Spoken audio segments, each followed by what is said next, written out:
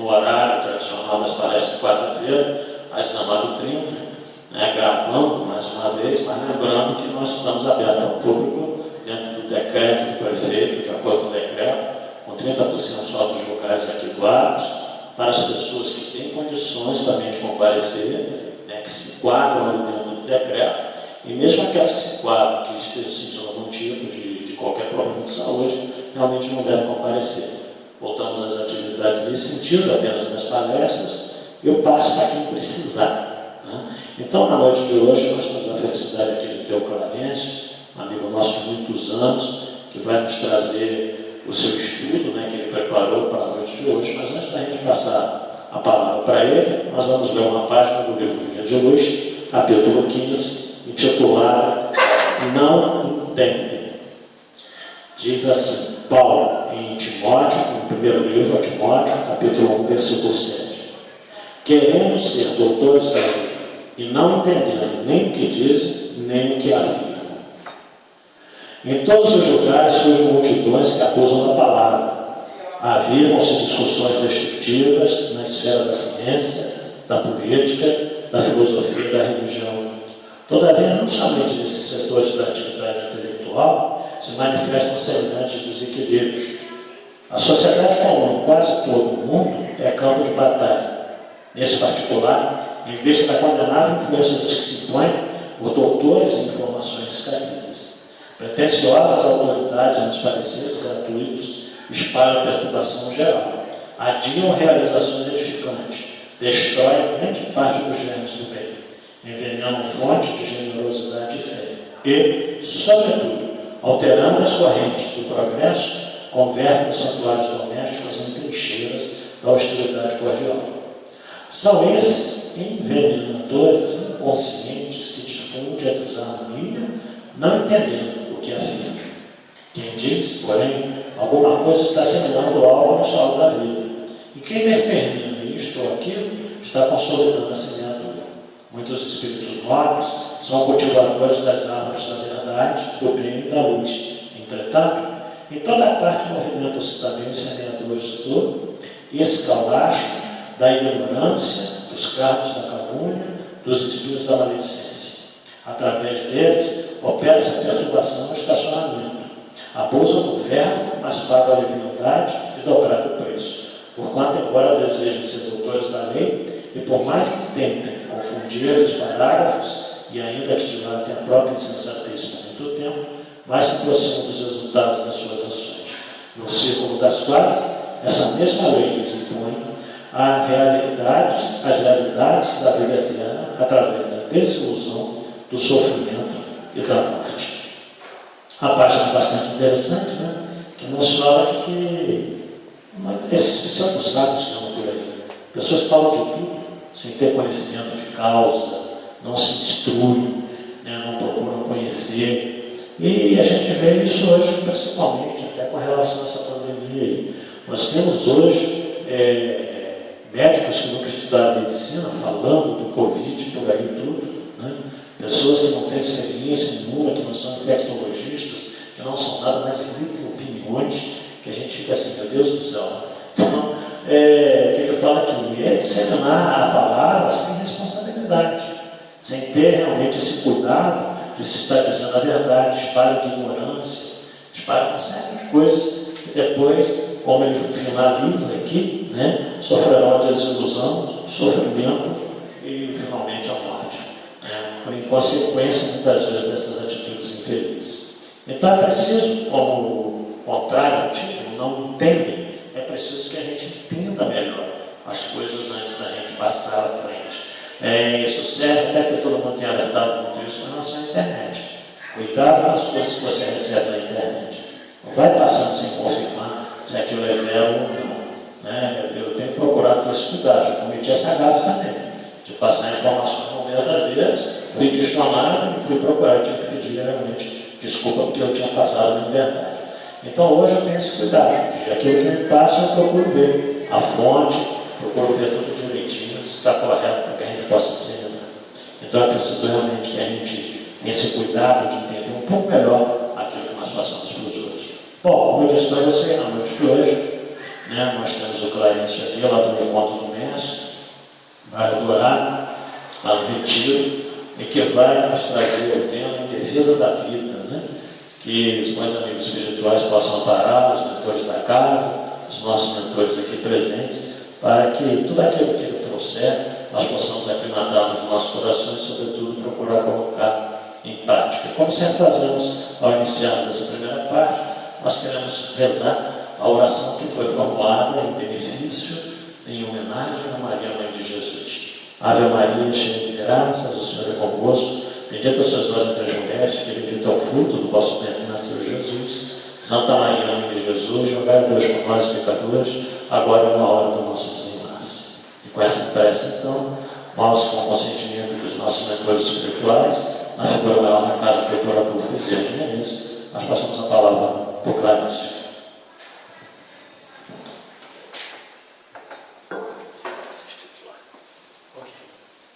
Bem, queridos irmãos, hoje nós realmente vamos tratar de algo que é gostoso e delicado. É uma campanha que a Federação Espírita Brasileira iniciou em 1993, dada a preocupação dos nossos irmãos conosco, com a nossa sociedade, por que não dizer com o mundo. Porque isso não é um problema isolado e não é um problema tão somente do Brasil. Mas por que eu falei problema? Porque eu vou trocar essa palavra, como nos lembra Carlos Tenório, um amigo nosso. Não existem problemas, existem desafios. E nesse sentido, pedimos licença para ler um texto para reflexão sobre os desafios da vida. Então a dinâmica da vida é feita de desafios. Constantemente, as capacidades de todos os seres vivos que habitam este mundo são desafiadas. Algumas plantas só conseguem nascer porque as sementes aceitam o desafio de viajar pelo ar, superar os obstáculos e germinar em solo fértil. Outras criam dispositivos para lançar as sementes à distância, com a força de uma pequena, mas decisiva explosão. Os mecanismos que possibilitam a vida das plantas são os mais variados e intrigantes, basta observar. Os animais também são desafiados a superar os próprios limites a todo instante. Peixes que vivem em rios buscam alternativas fora da água para garantir o alimento. Existem alguns que disparam jatos d'água com a boca, alvejando insetos que estão na folhagem à beira do rio. Aves vão em busca do alimento nas águas, como o morcego pescador, a águia e outros pássaros. Cobras que desafiam sua condição de rastejar pelo chão serpenteiam no ar, voando de uma árvore a outra. Quem já não ouviu falar de esquilos, rãs, lagartos e outros bichos voadores? Insetos que criam mecanismos de disfarce perfeito, garantindo a própria sobrevivência e a de sua espécie. São os desafios da vida. Nenhum ser vivo permanece passivo na natureza. Todos precisam vencer obstáculos, superar limites, crescer sempre. Com o ser humano não é diferente. Não há como evoluir sem vencer os obstáculos e superar os desafios naturais da vida. E assim sendo, como acontece com os animais e plantas, o homem também precisa fazer esforços necessários para superar limites e desenvolver novas faculdades. Não há como terceirizar a tarefa de adquirir conhecimento e conquistar novas possibilidades de progresso. Na lei de progresso, não está previsto intermediário para nos substituir na aquisição de qualidades intelecto-morais. Esse é um trabalho individual e intransferível. Ao observar a história da humanidade, podemos constatar que o homem fez grandes e importantes progressos desde que iniciou sua trajetória nas cavernas. Progrediu tanto fisicamente como na aquisição de valores intelectuais e morais. Isso porque o espírito é imortal e seus conhecimentos e conquistas são cumulativos e jamais se perdem, nem mesmo quando ele sai do corpo pelas vias da morte. Esse artífice do progresso, que é o ser imortal, o espírito que viaja através de vários corpos, vai se aperfeiçoando, adquirindo novas possibilidades. O corpo físico é seu instrumento de trabalho. O espírito se utiliza dele para desenvolver faculdades. O progresso é uma lei divina e a reencarnação também. Assim, a cada nova existência, o espírito se aperfeiçoa e aperfeiçoa também seu instrumento de trabalho, que é o corpo físico. O objetivo dessas lições é a conquista da felicidade, da perfeição. Não haveria mérito nenhum se o espírito fosse criado perfeito, mas construindo a si mesmo, utilizando-se dessa ferramenta chamada corpo, ele sairá vitorioso após vencida essa etapa e não mais precisará da matéria. Então será espírito puro como Jesus. Essa não é uma proposta justa e racional para dar sentido à vida? Todos somos espíritos imortais e é pelos nossos esforços que conquistamos novas possibilidades, superando os desafios da vida. Como Jesus foi criado antes de nós, chegou antes à perfeição, mas voltou para nos ensinar sobre esse processo quando nos disse: sede perfeitos, como perfeito é o Pai Celestial. Com sua autoridade intelecto-moral, ele afirmou que não podemos fazer o que ele fazia e muitas outras coisas. Basta aproveitar os desafios que a vida no corpo nos oferece para adquirir as faculdades que nos possibilitarão alçar voos mais altos.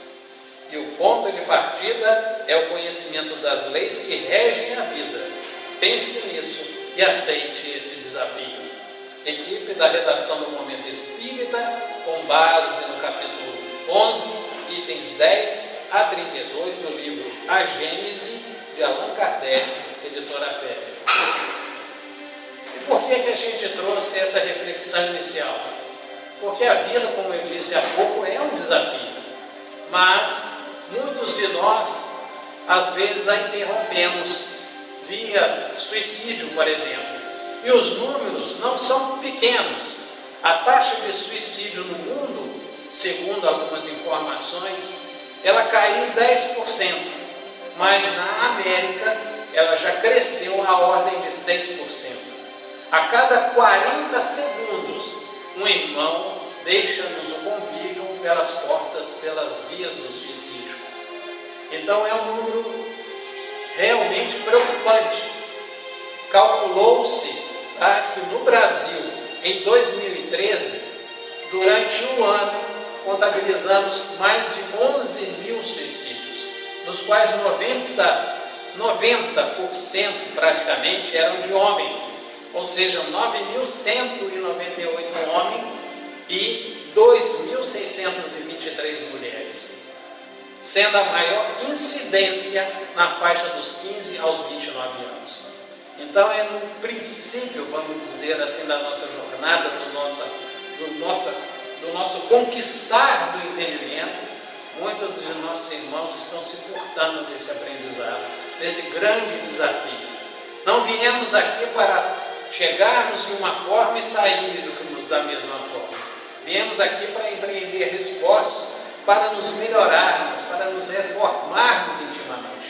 E muitas das vezes ficando buscando no outro qualidades ou defeitos, alguns até idolatramos e outros menosprezamos, quando o nosso irmão maior pede-nos que respeitemos uns aos outros, que amemos uns aos outros, que façamos o melhor que podemos pudermos, não só para os nossos irmãos, mas principalmente para a gente. Se queremos ter um mundo transformado, transformemos-nos inicialmente naquilo que almejamos para o mundo.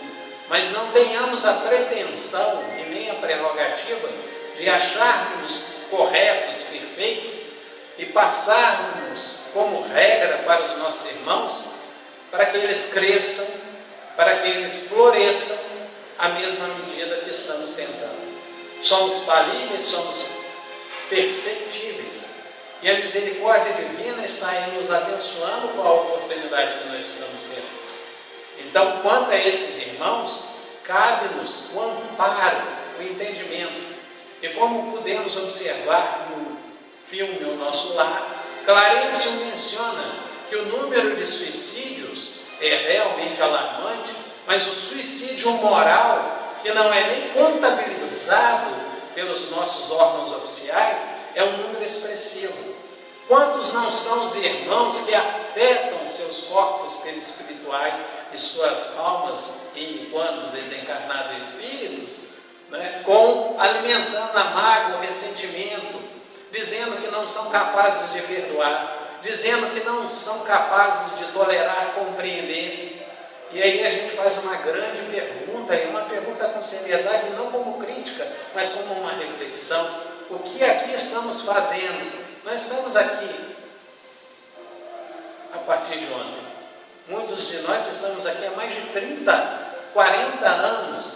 E o que temos feito com essa dádiva de conhecer a vida numa plenitude maior, desfrutarmos desse entendimento, e ao invés de criticarmos os nossos irmãos que buscam essa porta, de saída, entre aspas, o que nós temos feito por eles? Temos orado ou temos simplesmente nos preocupado com os números que aí estão?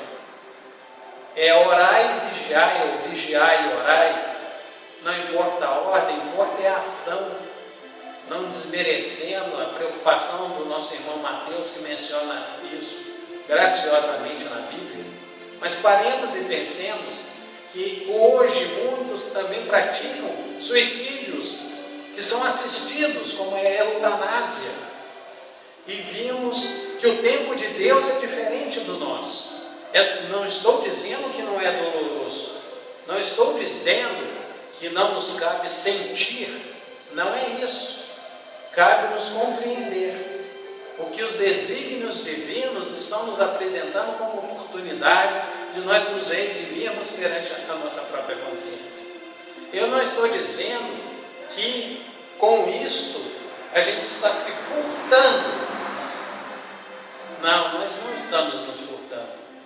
Mas terra esquiável, uma irmã que ficou durante 15 anos em estado vegetativo nos Estados Unidos e que deu uma repercussão muito grande, porque o seu esposo e alguns familiares queriam que as máquinas que sustentavam a vida fossem desligadas. E, no entanto, para surpresa deles, após a conquista judicial, ela continuou viva.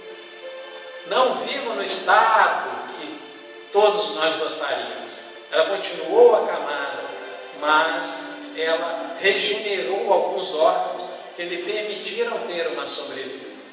Não mais artificialmente, mas com as próprias forças que ainda a irmã alimentava aquele corpo.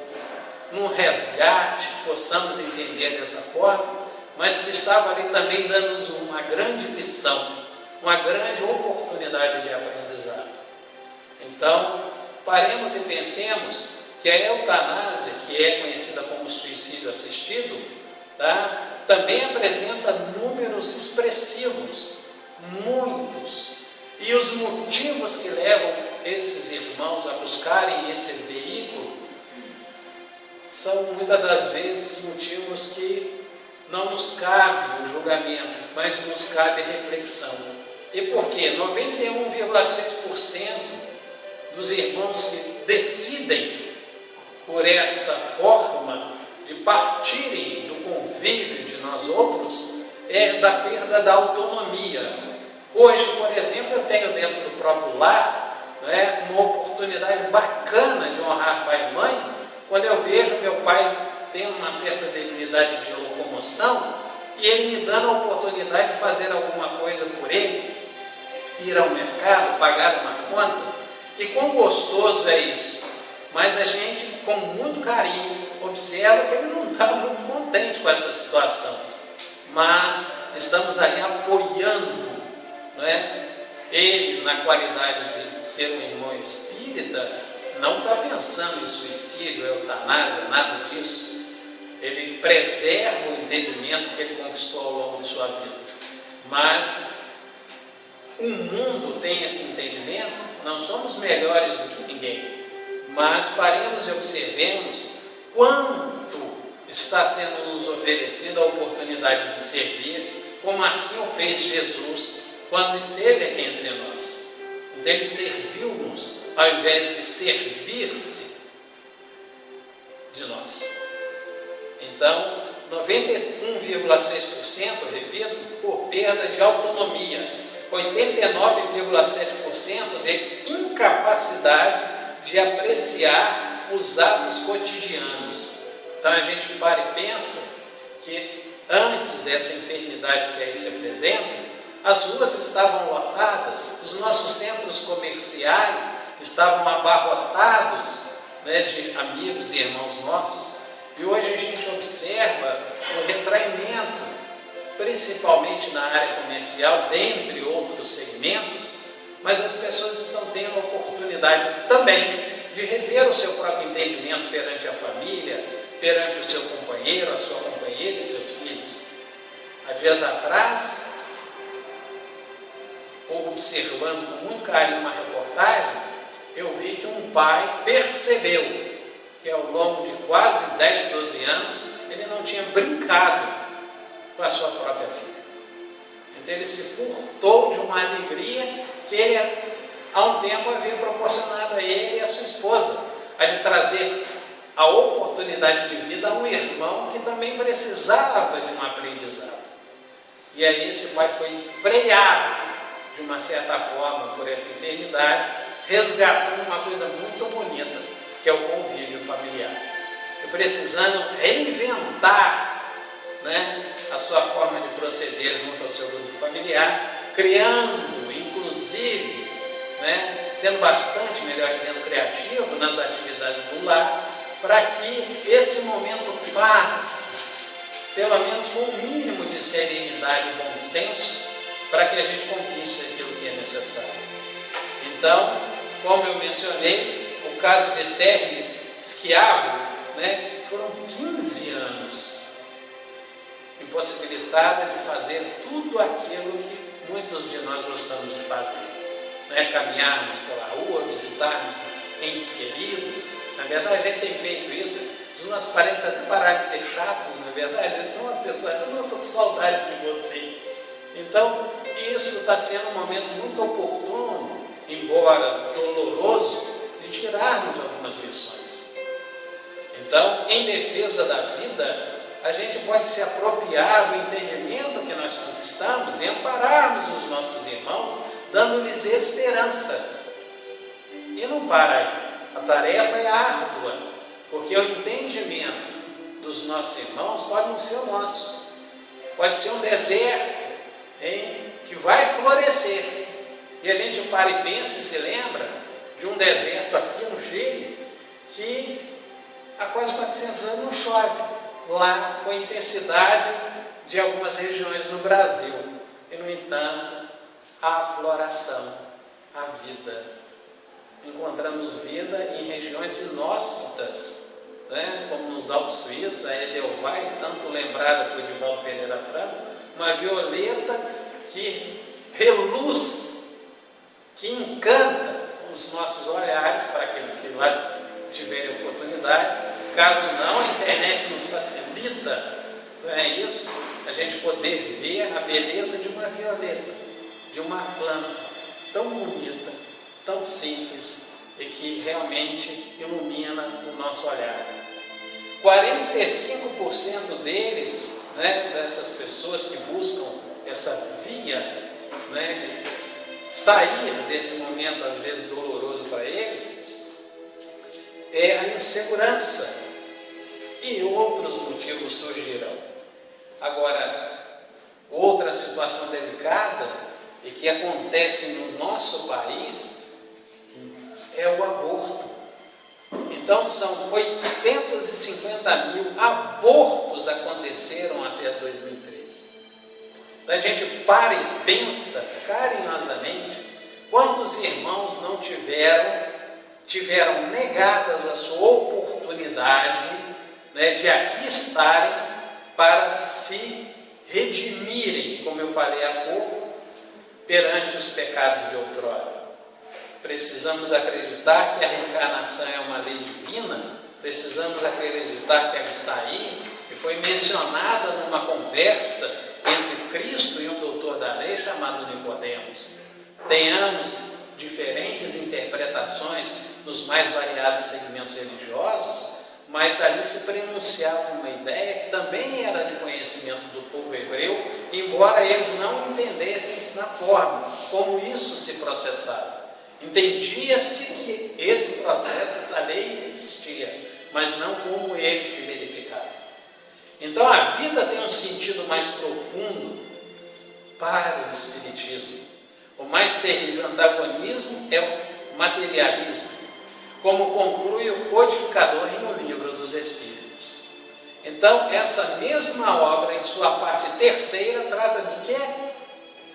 Das leis morais, que era um grande avanço já para aquele momento, quando o codificador começa a retirar alguns véus e muitos outros serão tirados ao longo das nossas existências. Mas a verdade foi apropriada a um momento que poderíamos compreendê-la também em outros segmentos, com a ajuda de outros segmentos, principalmente a ciência, que já avançaram a um ponto que permitia a compreensão de certas falas e coisas que foram escritas, né, transcritas, melhor dizendo, pelo nosso codificador, para que nós buscássemos a luz da vida, a luz da esperança. Então, era o Cristo, ali, por intermédio de palavras, estava vindo ressuscitar-nos o entendimento. Licença. E qual o primeiro de todos os direitos naturais do homem? O de viver. Então, reconhecemos, né, que as pessoas têm algo chamado livre-arbítrio, mas quantas não são as irmãs que perdem as suas vidas em abortos clandestinos? Não estamos justificando a aprovação de uma lei que nos permita fazer isso em clínicas, que nos permitam fazer isso oficialmente. Não se trata disso. É a oportunidade que muitas das vezes nós estamos furtando e nós advemos. E eu peço licença para narrar um fato que nós presenciamos no bairro onde residimos. Uma amiga nossa, ela passou por um momento muito delicado. Ela foi estuprada. E do fruto dessa considerada violência, ela engravidou. E quando foi sugerido por seu pai que ela abortasse, essa irmã, não sabemos até hoje a motivação, mas ela respondeu ao seu pai o seguinte: não vou tratar com violência o que a violência me proporcionou. Então ela deu à luz, ela levou aquela gravidez. A gente até se sensibiliza com o entendimento da irmã, respeitando o entendimento das outras pessoas em contrário, porque estamos aqui para aprender. E as dores, muitas das vezes, que surgem no nosso caminho, não são para nos ferir, são para que nós apreendemos um sentido maior. E a irmã teve essa criança, e essa criança nasceu muda e com problemas também de audição. Passados anos, essa criança cresceu, amada por sua mãe, e passou a amar também. Ela podia não ouvir direito, ela não falava, mas ela compreendia. Ela permitiu internalizar um sentimento maior que era do amor.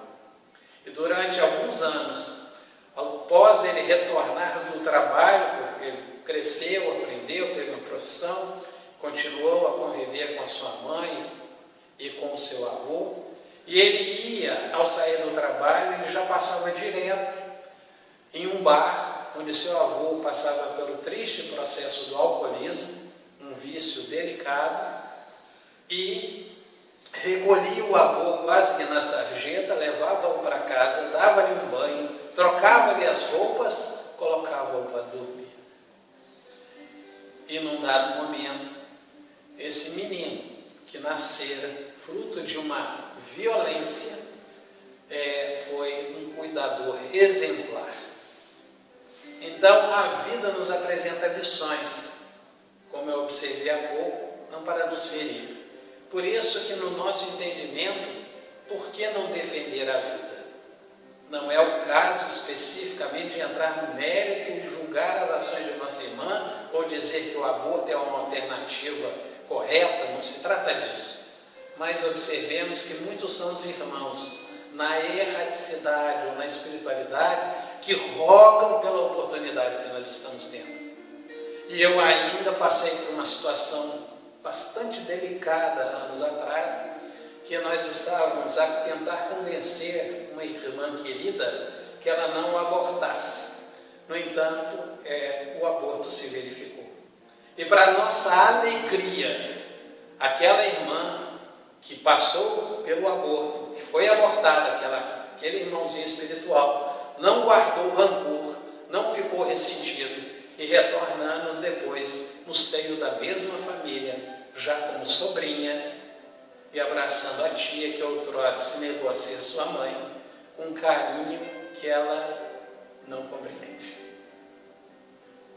Desfrutam.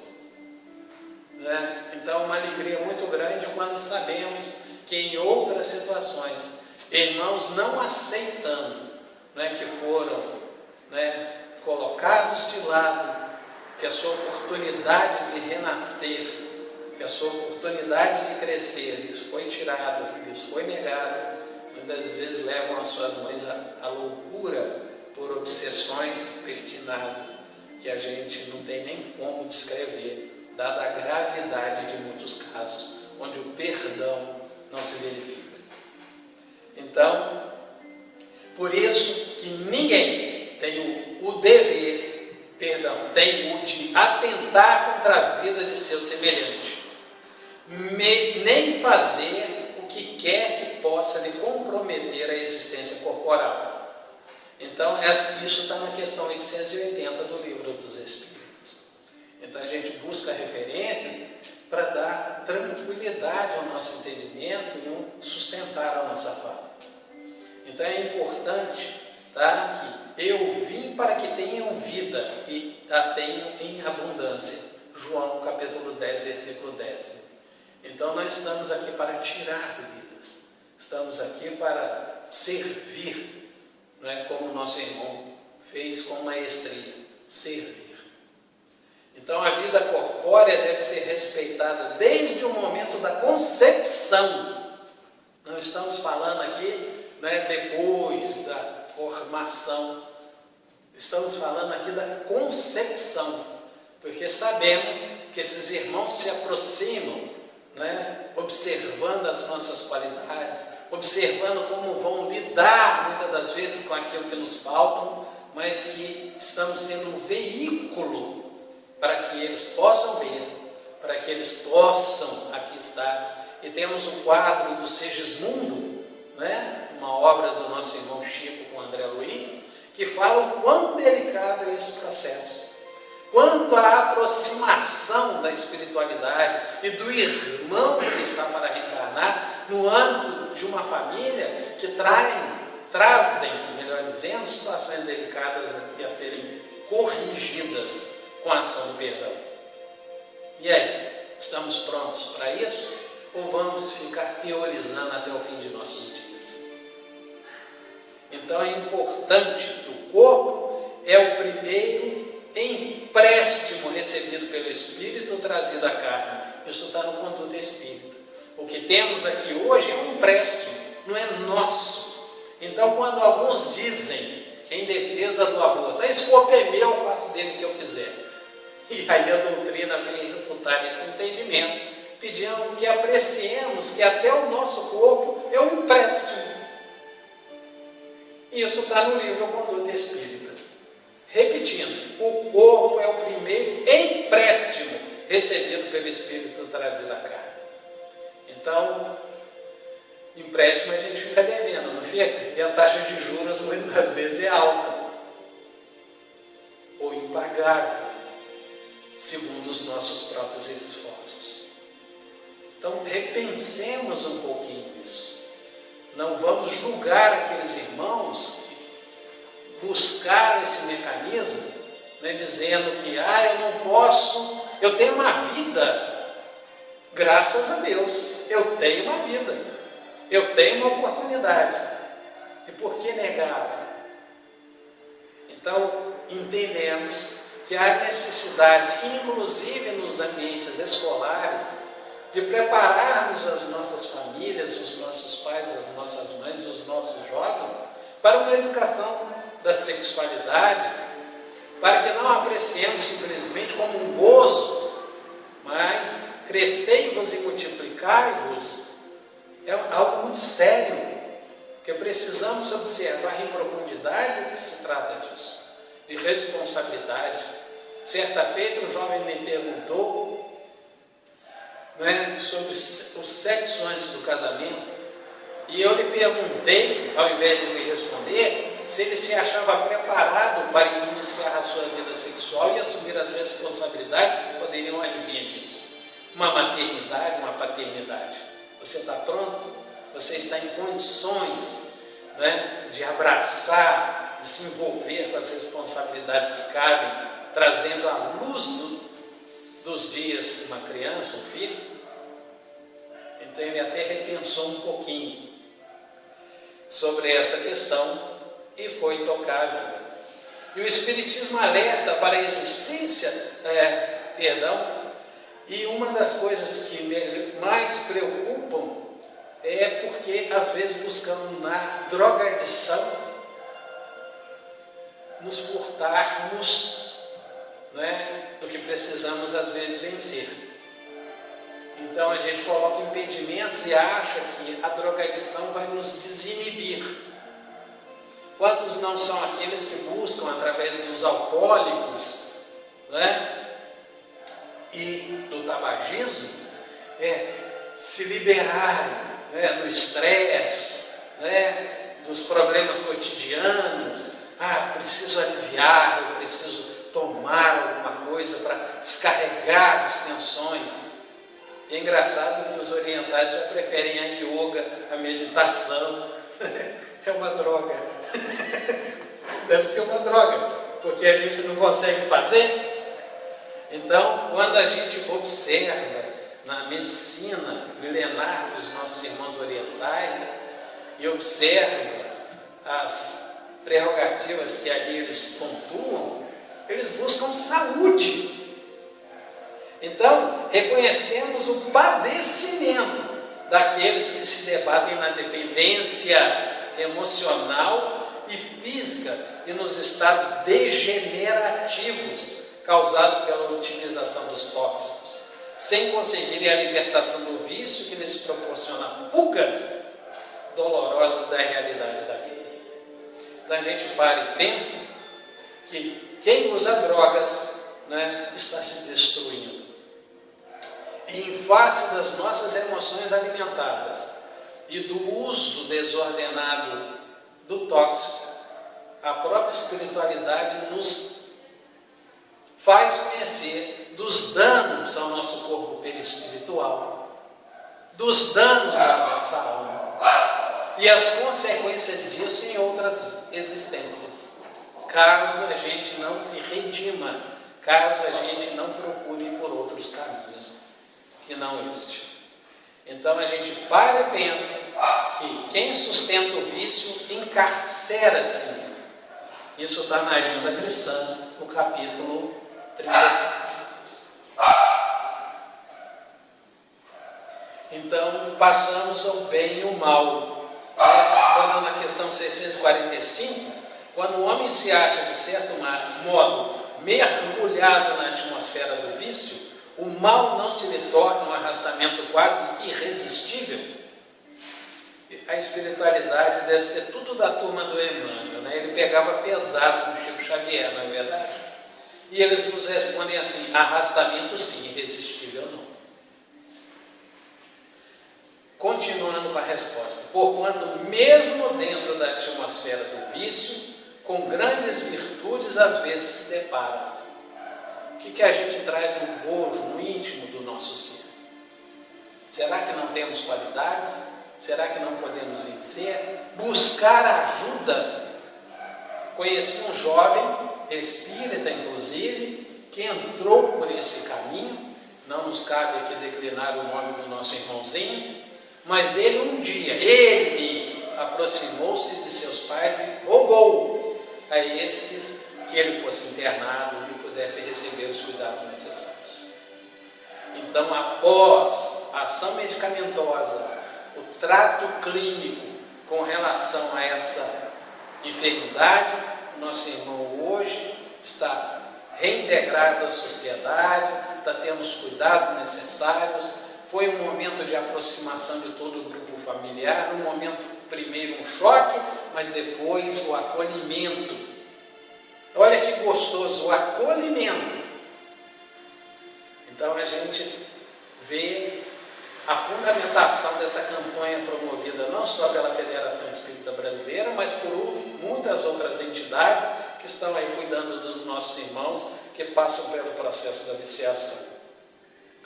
Então, certos homens e mesmo espíritos desencarnados demoram-se por tempo indeterminado nos vícios, enquanto outros, seus companheiros, saem logo, quase passam a sofrer as consequências do erro.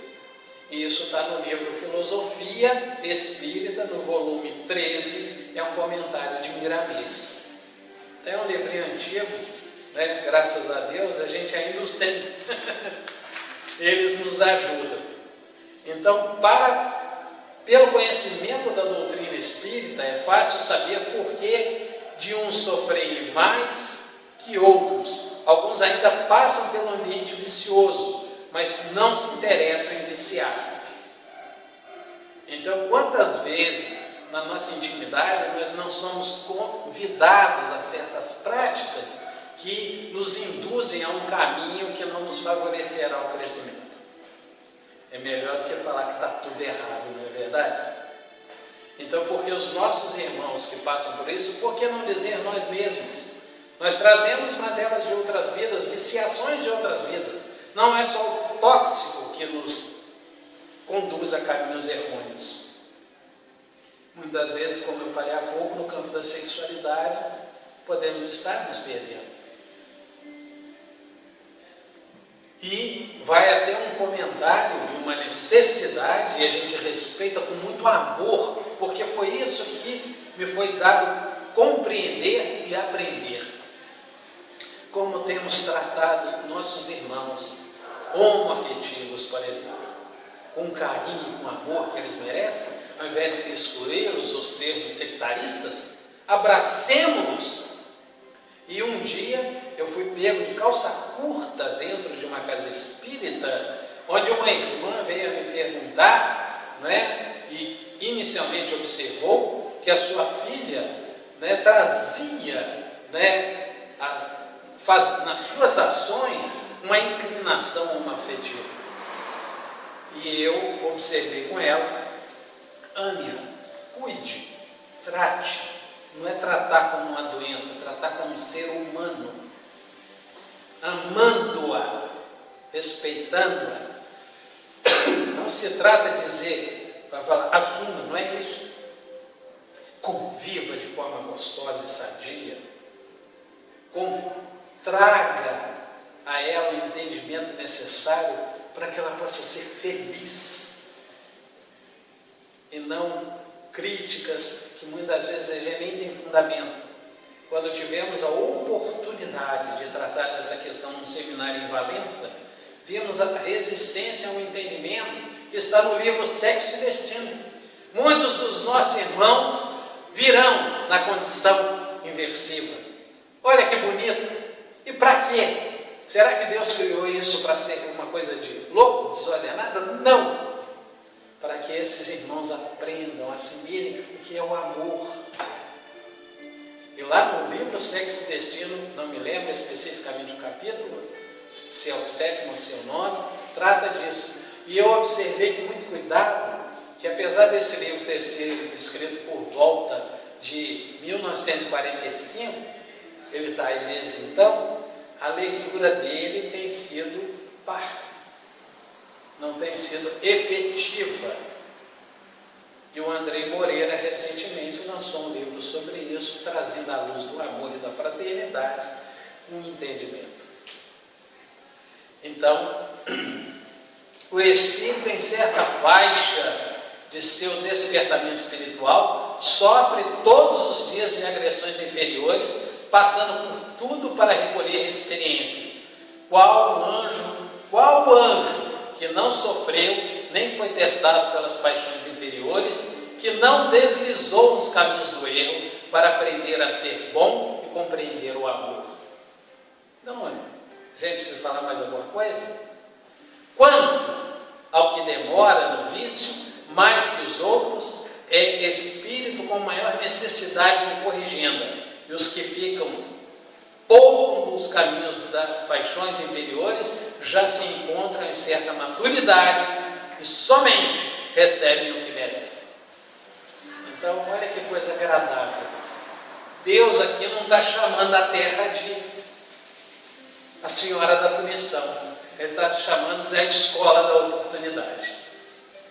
E isso é muito gostoso. Com certeza é muito gostoso. Então, cuidar do corpo e do espírito.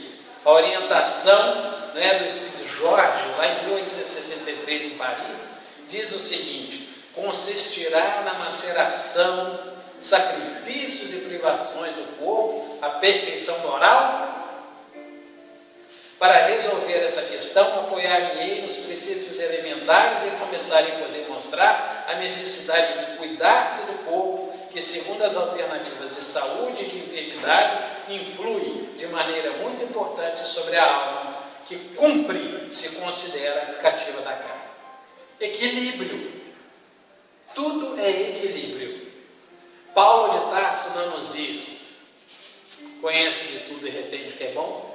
Isso não vai como incentivo à drogadição ou ao alcoolismo, à vida desvirtuada. Não é isso. É a gente saber filtrar aquilo que realmente nos dará a querida libertação. Conhecereis a verdade vos libertará. Não é isso que a gente aprendeu? E em defesa da vida, da nossa vida, façamos o que temos de fazer. Então, no raciocínio, o suicídio não é aceito. E a gente grifou um trechinho do livro Memórias de um Suicida, da nossa querida irmã Ivone Pereira, o desaponto. E antes da nossa irmã, aqui, céu e inferno. As narrativas de nossos irmãos no capítulo 5, e daí até outro, mas a partir do capítulo 5, que trata tão somente das questões dos suicidas. Quantos deles não chegam em situações dolorosas, exponencialmente falando? E muitos de nós não ficamos, nós espíritas, não ficamos meio que adormecidos quando chegamos do outro lado, sem ter ciência plena de que já desencarnamos e temos de sermos amparados? Então, a gente precisa rever o nosso entendimento, caso não seja do nosso entendimento, a questão do suicida e como amparar esses irmãos que passam a pensarem em esta prática. Então, aprendemos com o nosso irmão divulgador da doutrina, João, o nome dele, aqui de Cachoeira Paulista, que uma vez ele observou que no trabalho lá do fórum, um rapaz era reincidente numa questão, um adolescente, e ele falou assim, e esse irmão disse para ele assim, doutor, eu não pedi para nascer, e o João espírita. Sabia que ele pediu para nascer? Ele deu ali de espírita com aquele jovem? Não. Ele simplesmente pensou, refletiu e falou assim, olha, eu posso até entender que você não pediu para nascer, mas já que você nasceu, que tal você aproveitar a oportunidade que você está tendo? E esse irmão se viu sacudido por uma reflexão bacana e ele procurou se conduzir de uma outra forma, não inicialmente, mas depois de um tempo de reflexões. Então, com relação ao suicídio, o que há é o desaponto. A gente chegar do peraí, eu não me matei, eu estou vivo. E ainda sentindo muitas das dores provocadas pela própria incúria e vigilância. A surpresa aterradora daquele que se sente vivo a despeito de haver arrojado na morte. E a revolta, a praga, o insulto, o ulular, gritos em tom tristonho. A gente vê o próprio André Luiz tendo chegado no umbral e aqueles irmãos em torno dele chamando-o de suicida. E naquele primeiro momento, cá entre nós, porque ainda somos também orgulhosos, mas o irmão não aceitando aquele entendimento. A gente está falando um pouquinho de forma resumida, porque é um tema extenso, tá? Então, a eutanásia, só para fixar, quem de vós daria o direito de prejulgar os desígnios de Deus? Evangelho segundo o Espiritismo. E agora? Como é que a gente fica? Talvez venhamos a passar por esse momento doloroso, porque a gente não conhece o tempo de Deus, e nem o tempo que o irmão há de passar por aquela situação delicada. Como é que vamos discernir sobre o que fazer? É muito comum nós orarmos pelos nossos irmãos que estão enfermos, não é verdade? E a espiritualidade às vezes está ali naquele processo de reconduzir o irmão à imortalidade. Não quer dizer que a gente vai parar de rezar por eles não, tá, gente? Mas a gente se lembra de uma frase contida no Pai Nosso: seja feita a tua vontade. E às vezes é difícil a gente até de falar isso, a gente até pula essa frase, não é verdade? Senhor, é a tua vontade, não é a minha, não. A gente aprendeu isso com o Chico Xavier. Então, quando uma pessoa vê diante de si um fim inevitável e horrível, será culpada de abreviar alguns instantes aos seus sofrimentos, apressando voluntariamente sua morte? Questão 953 do Livro dos Espíritos. E o que eles nos respondem? É sempre culpado aquele que não aguarda o termo de Deus. Não vou nem ler o resto para a gente sair aqui com a cabeça pesada. Então, não nos é facultado abreviar a vida, porque a vida nos foi oferecida para o nosso crescimento e não simplesmente para desfrutarmos dela como bem convenhamos. Então, a gente para e pensa, finalizando o nosso entendimento, que dentre outras coisas também passamos por momentos críticos, não é verdade? Violência, não é? Então, às vezes nós nos perdemos, ao invés de orarmos pelos nossos irmãos incautos, a gente fala da violência com violência. A gente se apropria da força da arma, ao invés da força do amor e do perdão, porque ainda somos um pouco orgulhosos e egoístas. Desculpem, mas é a realidade dos nossos dias, não na sua totalidade. Porque existem muitos irmãos nessa terra que já prenunciam o mundo de regeneração. Então apreciam lições como Gandhi, que certa feita lhe foi perguntado se ele perdoaria um irmão que lhe havia ofendido. Ele responde que não. Mas por que não, Gandhi? Você não é capaz de perdoar o nosso irmão? Eu teria de perdoá-lo se eu tivesse me sentido ofendido por ele. Eu não estou me sentindo ofendido por ele, então está tudo certo. Então, olha o entendimento de um irmão bacana, que aprendeu ao longo de um tempo que nós não temos como mensurar, o amai os vossos inimigos. Então, um crime não justifica outro. E aí a gente se lembra da nossa falha inicial, do aborto ou não, que a nossa irmã, né, veio ali sustentar uma vida. Então, o entendimento da nossa irmã que não se corrige um ato de violência com violência.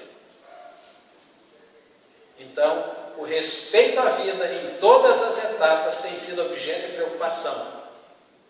Nós, ou só da Federação Espírita Brasileira, ou quando é lançada uma campanha? A campanha maior é nós trabalharmos a gente, para que os nossos exemplos sirvam de alicerce para aqueles que estão caminhando. Na nossa jornada, eles estão próximos. E muitas vezes estão tão próximos que a gente chama assim, brincando, família. Família. É o lugar mais gostoso de estar. A gente aprende a ser menos ignorante, a gente aprende a ser mais tolerante, né? A gente nem chama mais os nossos familiares de chatos, de galocha, né? Não, é tudo querido, não é verdade? Existem aqueles que brincam. Se não é mais nosso momento, compreendamos. Existem aqueles que se afeiçoam às doenças, são hipocondríacos. Compreendamos, auxiliando-os a buscar o entendimento, não o nosso entendimento, mas eles reverem o entendimento que no momento eles sustentam. Às vezes a gente faz isso com silêncio. Silêncio. Aprendemos isso com Cristo. Quando ele esteve diante de Pilatos, ele viu que o silêncio era a melhor resposta para o nosso irmão, face à compreensão que o nosso irmão tinha naquela situação delicada que ali estava se resolvendo. Então, Jesus promoveu várias campanhas. Entre homens partilhou campanhas diversas, inclusive, campanhas como aquelas do amor pelos inimigos, a da oração pelos que vos perseguem e caluniam. Olha quantas campanhas estão sendo feitas e divulgadas pelo nosso planeta. Eu observava dias atrás, é uma questão particular, mas a gente pode narrar, que ao invés de se preocupar, por que não orar por aqueles que nos são caros? Então eu estou redirecionando todas as energias que tenho para o bem.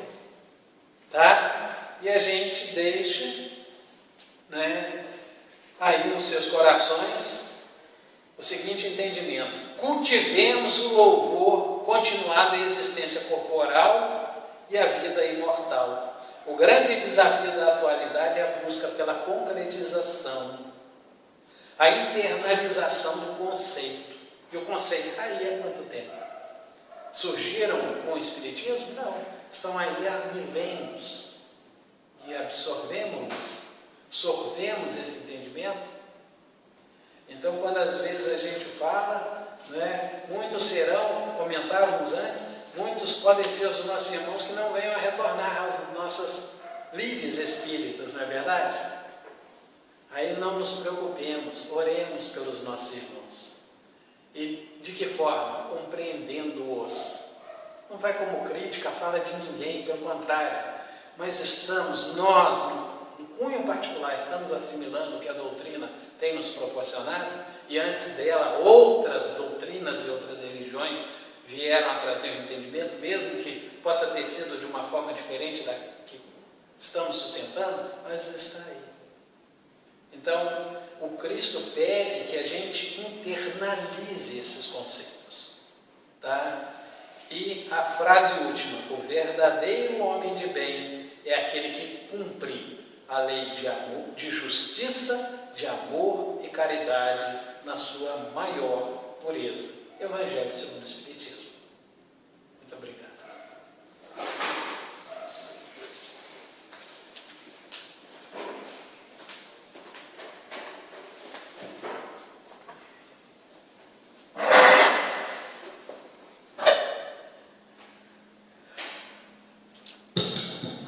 Nós aqui agradecemos a você, claro, por mais esse estudo, né?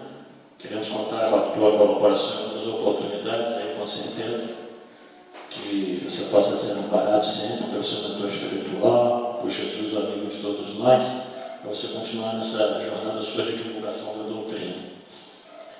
Bom, nós queremos lembrar a vocês que domingo, conforme aconteceu aqui hoje, está acontecendo sempre, nós teremos no horário da palestra, às 9 horas da manhã, outra gravação, vai ser o Carlos Luiz, junto com o Rogério, dividindo o tempo, e lembrando a vocês que nós estamos abertos à frequência dos encarnados também, né? Dos desencarnados nós nunca fechamos, então sempre estivemos à disposição deles, desde o dia 21 de março, quando nós fomos obrigados por força de lei a fechar a presença dos encarnados. Mas agora está liberado, 30%, né? Podem ir voltando, principalmente aqueles que moram perto, aqueles que não dependem de condução, que podem vir nos seus próprios carros, né? Porque a gente sempre não cansa de repetir. Vocês podem pegar esse Deus em qualquer lugar lá fora na sociedade, menos aqui dentro, né? Então tenhamos um pouco mais de fé, tenhamos um pouco mais de coragem, e sobretudo, como o Carlos disse, compreensão da nossa doutrina, né? E o que nos leva a compreender, sobretudo, o estudo. Então nós queremos agradecer a presença de todos vocês, internautas aí, que estiveram acompanhando os nossos trabalhos na noite de hoje. Pedir a Deus que os abençoe a todos. O Felipe, que está aqui gravando como sempre, a Laurete, que é diretora também da casa, a Otania, que sempre comparece, né? Então, nós queremos encerrar extremamente agradecidos a Deus por essa oportunidade, como sempre fazemos com a oração que Jesus nos ensinou. Pai nosso que estás nos céus, santificado seja o vosso nome, venha a nós o vosso reino, seja feita a vossa vontade, assim na terra como nos céus.